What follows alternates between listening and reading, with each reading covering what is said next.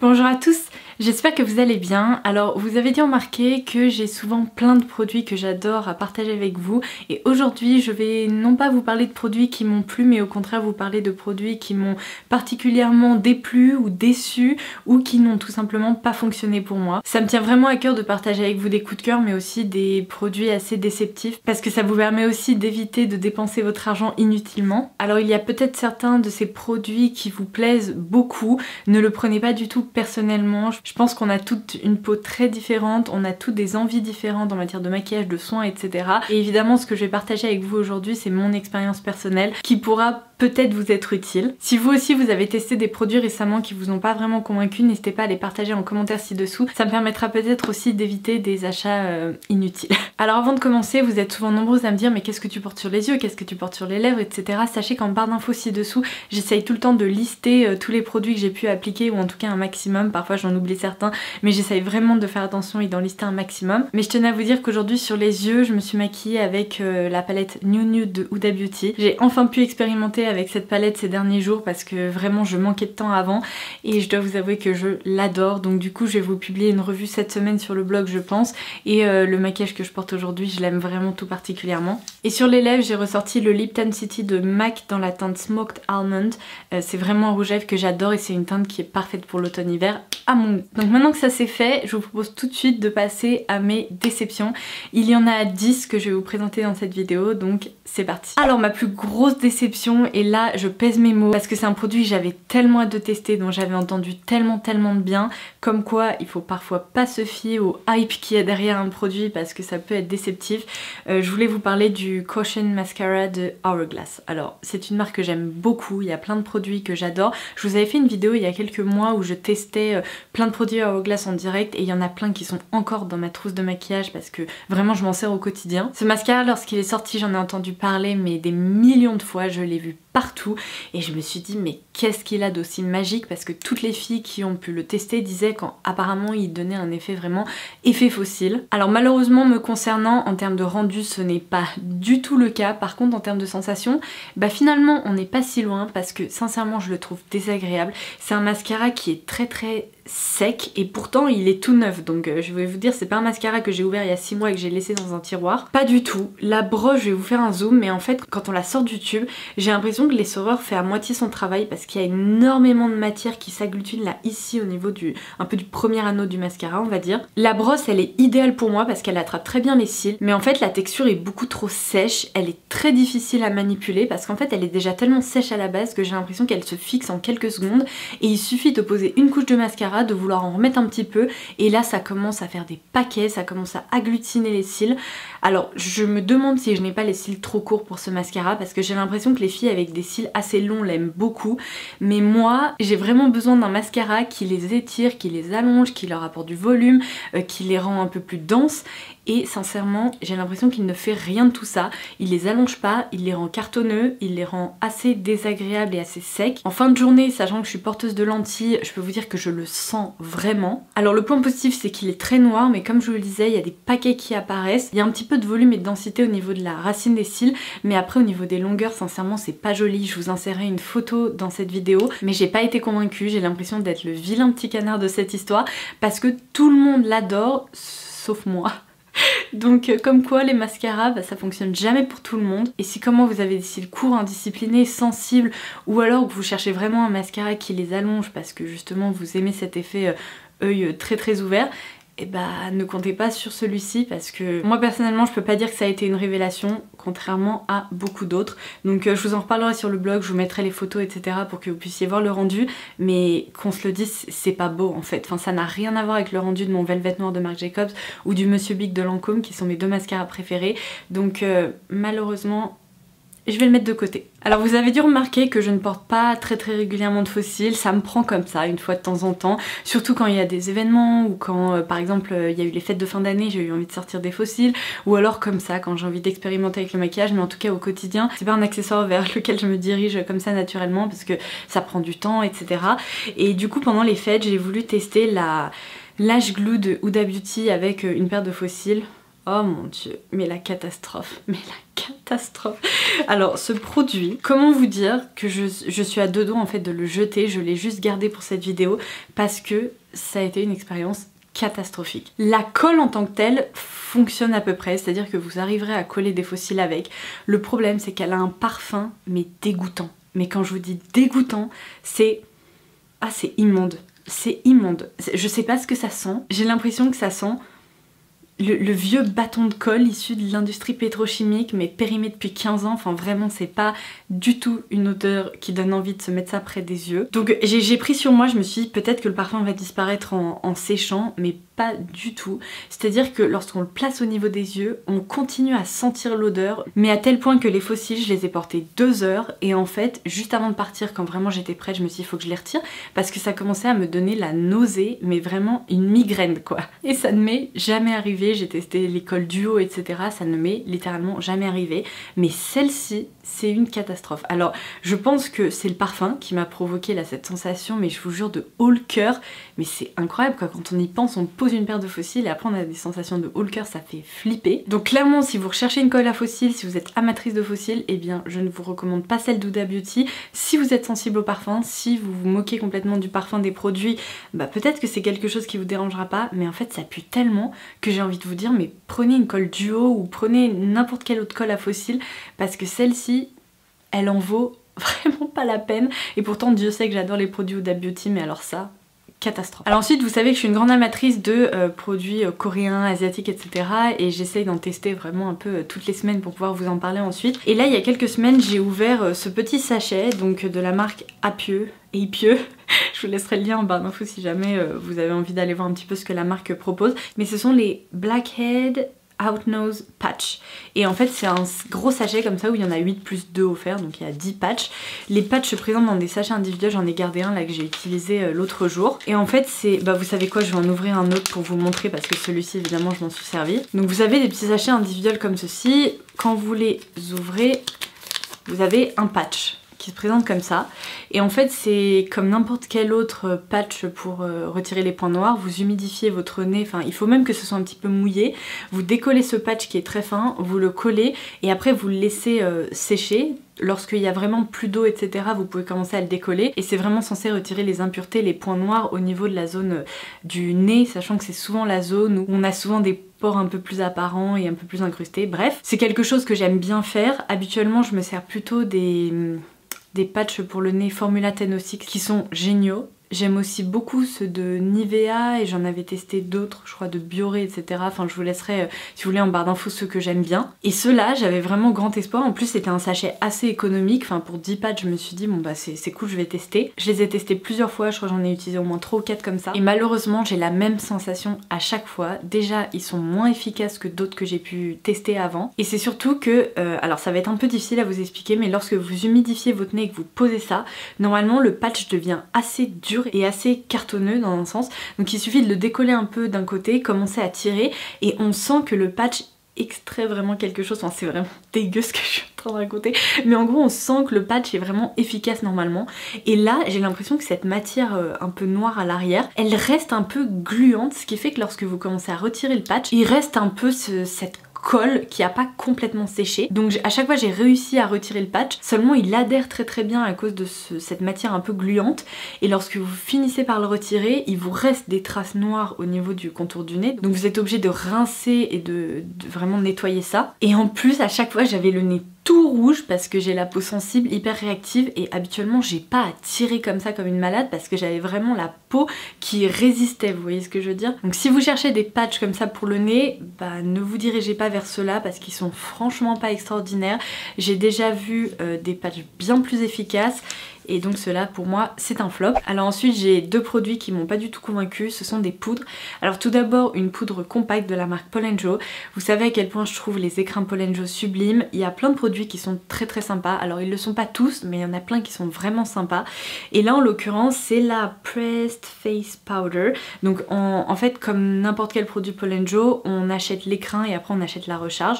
Donc là il y a l'écrin en tant que tel qui est doré, qui est plutôt sympa bien qu'un peu épais, et en fait dedans j'ai mis une recharge donc de poudre. Bah, j'ai essayé de m'en servir à plusieurs reprises et cette poudre c'est une catastrophe. En tout cas si vous avez la peau sèche déshydratée, elle sera pas du tout faite pour vous. Elle est hyper poudreuse, un peu épaisse et j'aurais du mal à vous expliquer la sensation sur la peau, mais lorsqu'on la pose, j'ai l'impression qu'elle est presque un peu cireuse, vous voyez, genre elle est pas tout à fait poudreuse, mais on sent qu'il y a un peu de, vous voyez là, de résistance, enfin c'est vraiment assez étrange, et pour peu qu'on en applique trop, ça commence à vraiment marquer les zones de sécheresse, marquer les ridules, etc. C'est vraiment pas une poudre que j'ai appréciée, j'ai trouvé que son rendu sur le visage était hyper artificiel, donc ça c'est pas un produit que je vous recommande chez Paul & Joe. Et alors l'autre poudre qui n'a pas fonctionné pour moi, en fait je vous avais fait une vidéo première impression à propos de cette poudre Nabla qui est la poudre Baking and Setting Powder, donc dans la gamme Close Up. Je m'en suis servi plusieurs fois, je crois que ma première impression était un peu mitigée, ça allait, je sais plus en gros si elle était plutôt positive ou plutôt négative, mais en gros j'ai continué à m'en servir et je pense qu'elle est pas faite pour moi parce qu'elle est pas faite pour les peaux qui ont tendance à se déshydrater. Lorsque je la pose ça va, et en cours de journée j'ai l'impression qu'elle commence un peu à tirailler à certains endroits, à marquer les zones de sécheresse, donc c'est pas quelque chose que j'apprécie tout particulièrement, et vous savez à quel point je porte la marque Nabla dans mon cœur, je l'adore, il y a des produits qui sont extraordinaires, mais alors cette poudre là je crois que c'est un peu ma déception pour le moment chez Nabla parce que je l'ai pas trouvé sensationnel. Alors ensuite j'ai un produit de soin que je n'ai plus avec moi, que j'ai jeté parce qu'en fait je m'en suis servi pendant longtemps et au bout d'un moment je me suis dit mais je vais jamais terminer le pot parce que clairement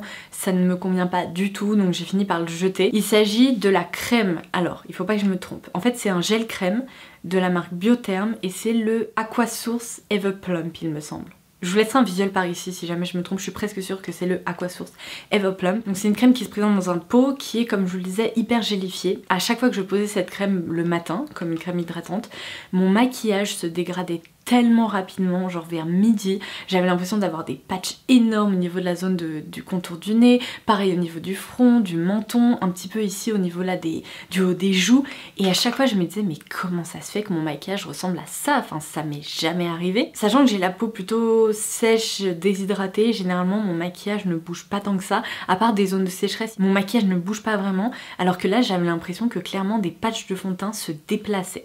Et j'ai fini par comprendre que c'était lié à cette crème, parce qu'en fait lorsqu'on l'applique il y a vraiment une sensation de film qui vient recouvrir votre visage, qui est assez confortable. On a vraiment une texture gel crème qui fond directement et qui donne la sensation d'être vraiment absorbée par la peau. Seulement j'ai fini par comprendre que ce n'était pas du tout le cas et que c'était une crème qui restait en surface et qui créait en fait une base hyper glissante pour tous les produits qu'on applique après. Donc ce délire ça a duré pendant près de 3 semaines, hein, je tiens quand même à le dire, et j'ai fini par complètement stopper son utilisation. Et quand j'ai stoppé son utilisation, bah, ma routine teint et mon maquillage est redevenu vraiment tout à fait normal et je n'ai plus eu le moindre problème. Après vérification dans les ingrédients, le premier ingrédient c'est de l'eau comme dans la plupart des crèmes, le deuxième ingrédient de la glycérine et le troisième ingrédient du diméthicone, donc des silicones. Et en fait pour être tout à fait honnête, j'ai l'impression que dans cette crème il n'y a rien d'autre que des silicones parce que ça permet vraiment de créer une surface super lisse au niveau de la peau, de flouter un peu les pores, etc. Mais en même temps on a l'impression d'appliquer un masque de cire sur le visage et c'est juste pas possible. Je n'ai pas grand chose contre les silicones dans les produits. Alors quand il y en a dans le maquillage, pour moi ça fait plus sens que dans les produits de soins parce que par exemple dans un fond de teint pour créer un effet peau parfaite etc qui reste en cours de journée, les silicones ça peut être très utile, mais dans les produits de soins j'ai franchement un peu plus de mal à comprendre. Alors quand il y en a une petite dose qui est vraiment assez loin dans la liste, ça me dérange pas tant que ça, mais alors lorsque c'est le troisième ingrédient et qu'on a l'impression qu'il y a que ça dans la crème, bah franchement ça vaut pas le coup. En plus pour une marque qui met en avant des ingrédients un peu je crois d'origine marine etc pour Biotherm, what? Mais quel est l'intérêt de mettre autant de silicone dans une crème? Franchement je comprends pas. Donc j'adore les textures sensorielles etc, mais alors là pour le coup ça a fini par pas du tout être une texture sensorielle, donc dans le sens où elle entrait complètement en compétition avec mon maquillage.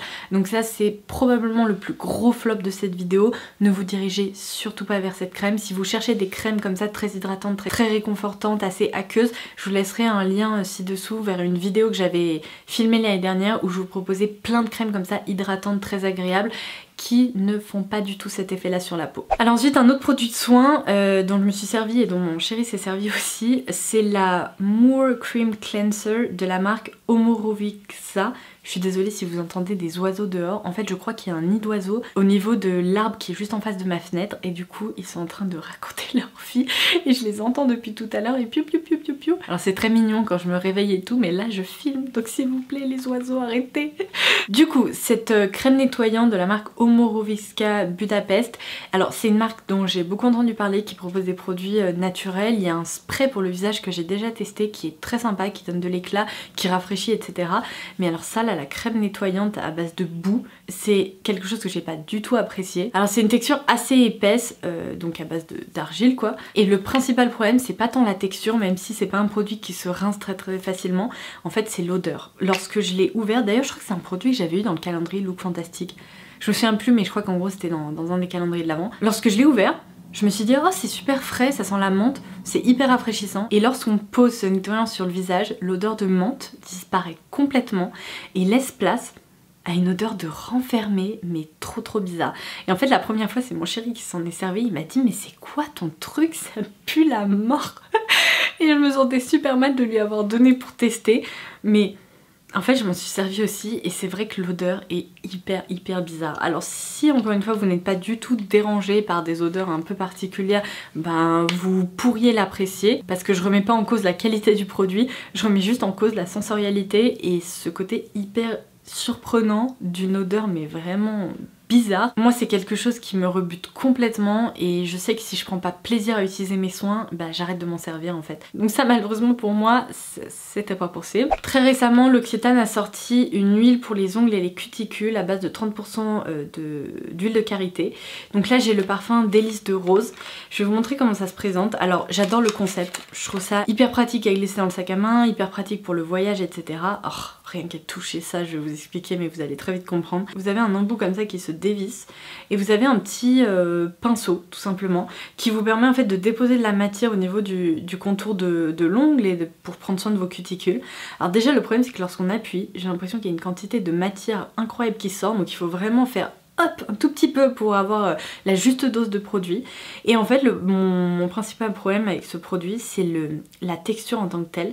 C'est une huile qui reste très grasse, qui ne pénètre pas et donc lorsqu'on en applique sur ses cuticules, après on se retrouve avec du produit un peu plein les doigts et on sait pas trop quoi en faire parce que ça se met partout. Donc là le tube en tant que tel est devenu tout gras et en fait pour ce type de produit ce que je préfère ce sont les textures qui sèchent et qui se fixent ou alors des textures assez sèches qui finalement se font complètement oublier parce que lorsqu'on prend soin de ses cuticules après on va se coucher, on n'a pas envie d'en mettre plein les draps ou alors on s'en sert je sais pas dans les transports etc. On n'a pas envie de s'en mettre partout sur le manteau, sur le sac à main et compagnie. Et j'ai l'impression en fait que pour un produit aussi gras que ça, son efficacité est très limitée dans le temps, c'est-à-dire que lorsque vous l'appliquez, vous avez l'impression en effet d'avoir les cuticules plutôt bien hydratées et plutôt jolies, et en fait au bout de 2-3 heures, elles sont de nouveau un peu sèches, donc c'est pas un produit qui pour moi fonctionne sur la durée, et c'est dommage parce que sincèrement j'ai l'impression que même les crèmes hydratantes fonctionnent mieux sur le long terme pour nourrir les mains et les cuticules, donc c'est pas un produit catastrophique non plus, c'est juste finalement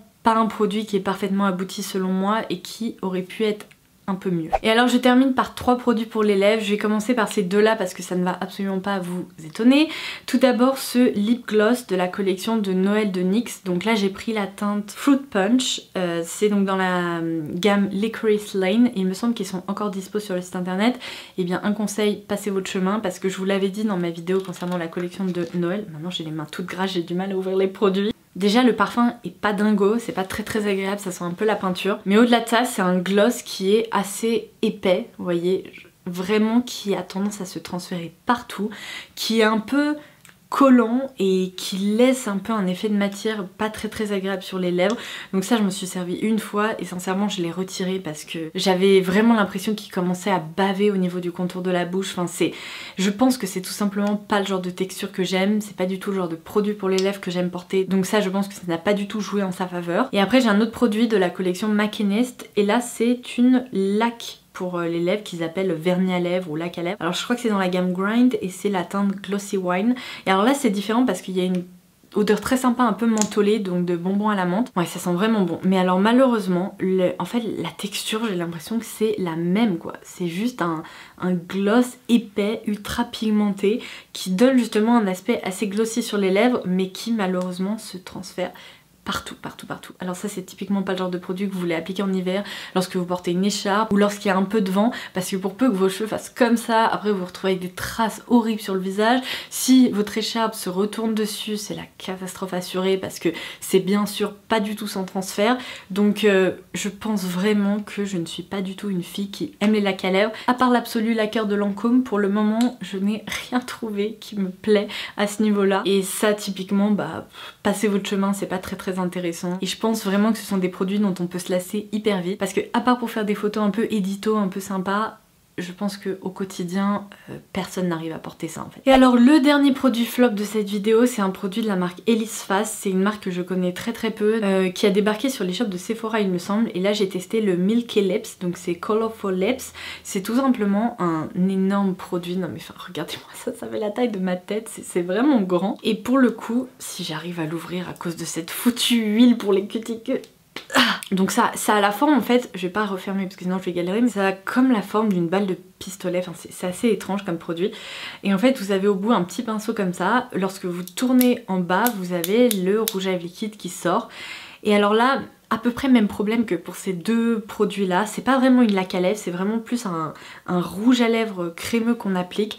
La couleur est sublime, sincèrement c'est un bordeaux un peu brique qui est vraiment beau. Le seul problème avec ce rouge à lèvres, c'est qu'en fait pour obtenir un rendu complètement homogène et parfaitement uniforme, c'est quasiment impossible. En fait vous passez votre pinceau et ça déplace un bout de matière, donc vous repassez votre pinceau et ça redéplace un bout de matière et très vite vous vous retrouvez avec beaucoup trop de matière sur les lèvres et vous vous dites ah bah mince j'ai exagéré, donc vous essayez avec un mouchoir de retirer l'excédent et là c'est de nouveau pas homogène, donc vous réessayez d'appliquer du produit, enfin c'est sans fin. Franchement pour obtenir une jolie bouche avec ce truc là, mais j'ai galéré et franchement même à la fin le rendu me convenait pas du tout. Et alors même en appliquant une fine couche de produit, ce rouge à lèvres ne se fixe jamais. Mais alors c'est même pas comme les rouges à lèvres crémeux qui restent un peu crémeux, satinés et qui restent confortables, c'est qu'en fait j'ai l'impression qu'il va bouger à tout moment. Donc pareil j'ai remarqué qu'au niveau du contour des lèvres il commençait déjà un petit peu à filer. Non mais j'ai pas une bouche de personne de 80 ans qui a des rides partout autour de la bouche, c'est pas possible en fait. Ce genre de texture vraiment j'aime pas. Donc je pense tout simplement que c'est pas une texture que j'apprécie, je trouve que le produit est cher pour ce que c'est sincèrement, et le fait surtout que le rendu soit pas homogène ça me dérange tout particulièrement. Et bien écoutez c'est tout, je suis arrivée au bout de mes 10 flops de ces dernières semaines. Avant de m'en mettre partout je vais aller me nettoyer les mains parce que là je sens vraiment que ça va être catastrophique sur mon pull d'ici quelques minutes. J'espère vraiment que cette vidéo vous aura plu, qu'elle aura pu vous être utile. Si c'est le cas n'hésitez pas à la liker, n'hésitez pas également à vous abonner si ce n'est pas déjà fait, comme ça vous ne louperez aucune de mes futures vidéos. Et puis en attendant la prochaine je vous embrasse très fort et je vous dis à très vite. Bye bye.